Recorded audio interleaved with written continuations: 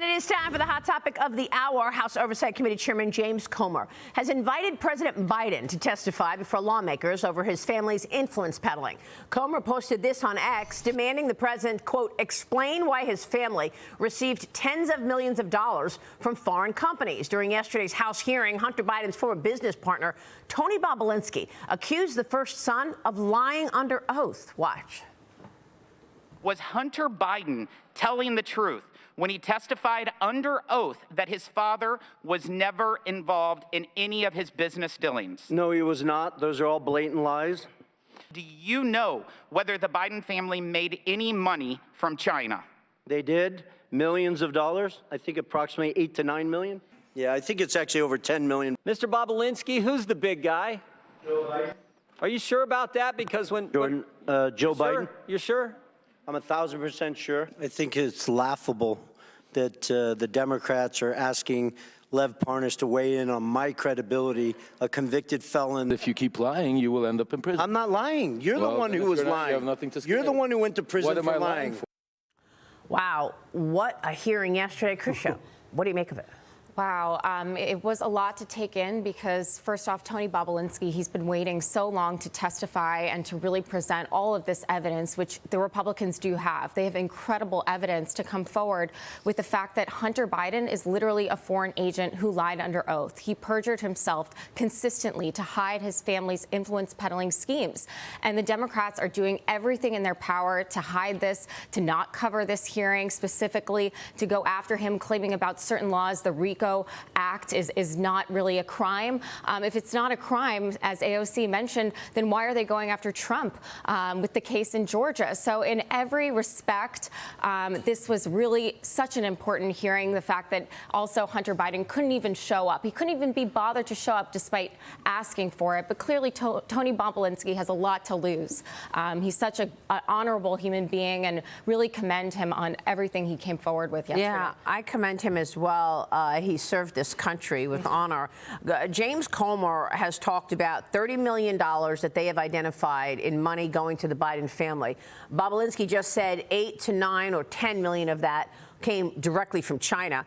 Comer also talked about 170 SARs, that's these suspicious activity reports, and of course the gift of a Porsche and 2 diamonds to Hunter Biden from foreigners. Bobulinski also accused President Biden of committing crimes under the Racketeering, Influence, and Corrupt Organizations Act, as you just mentioned, RICO. This is a federal law targeting organized crime, intended to take down high-ranking criminals and expose corruption.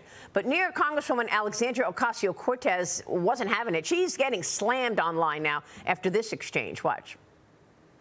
Did you witness the president commit a crime? Is it your testimony today? Yes. And what crime have you witnessed? How much time do I have to go through it? It is corruption statutes, RICO, and conspiracy. What is it? What is the crime, sir? Specifically. You're obviously not familiar with corruption statutes. Excuse me, sir. Excuse me, sir. Excuse me, sir. RICO is not a crime. It is a category. What is the crime? It's a category of crimes that you're then charged under. Wow, Michael Balboni. So if I was ever charged, God forbid, with a RICO statute, I would think I'm in big trouble. That's the thing. They're trying to normalize this type of behavior. So, like having all these shell corporations receiving these gifts. Like, that's okay. What, from China? Really? That's not an influence scheme? From an intelligence perspective? My God, you're bought and sold. It's unbelievable that they take this perspective on this particular situation. And what America's looking at is saying, now, wait a minute. So you have all these double standards. There's Trump's prosecutions going after him. And then here you're saying, no, it's all good. There's nothing to see here.